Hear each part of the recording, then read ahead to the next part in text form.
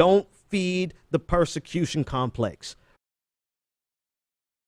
And in the background, this is the context that I want to cast the rest of this conversation in.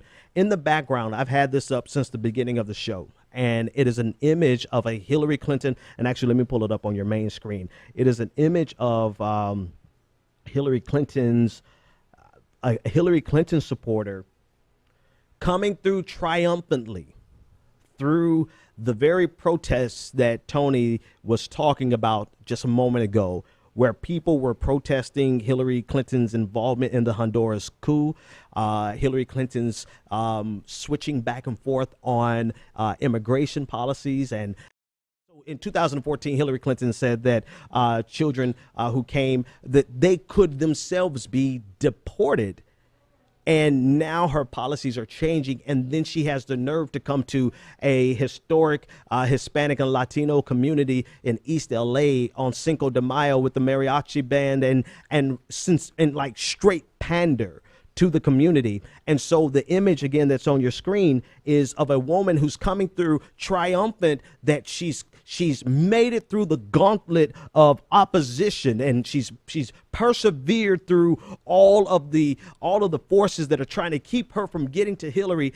And this triumphant image has become kind of a flashpoint for a symbol for the Hillary Clinton movement. If you read comments online about this, people are saying how this embodies everything about this race, because Hillary Clinton has been for women of color, and they have constantly had to fight back against men and white men, and they erased everything.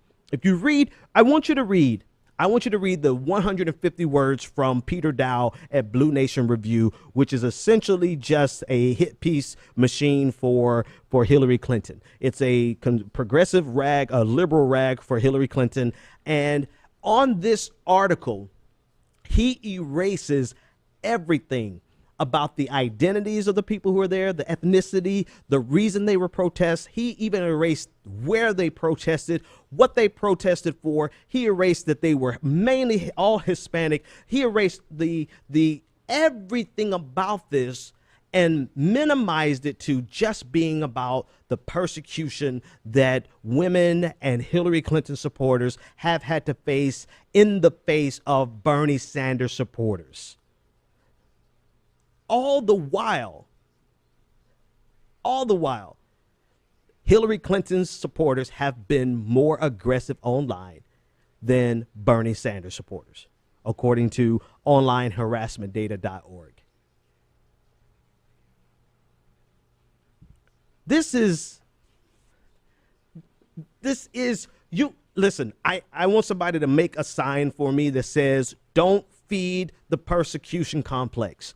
Right? Because an image like this that you see on my screen is exactly what people who believe that they have been persecuted so much by the Bernie bros, they needed an image like this, because it's, get your life, girl, Queen slay Hillary. Like, this is, you're overcoming, all the while ignoring and erasing the reality that these people are protesting Hillary Clinton's very dangerous and nefarious involvement in regime change, particularly in Honduras. Hillary Clinton's very draconian perspectives on deportation of children. They have the right to be there. If anybody's persecuted, it's the Hispanic and the Latino community that has been persecuted. But that doesn't matter, because your girl coming through,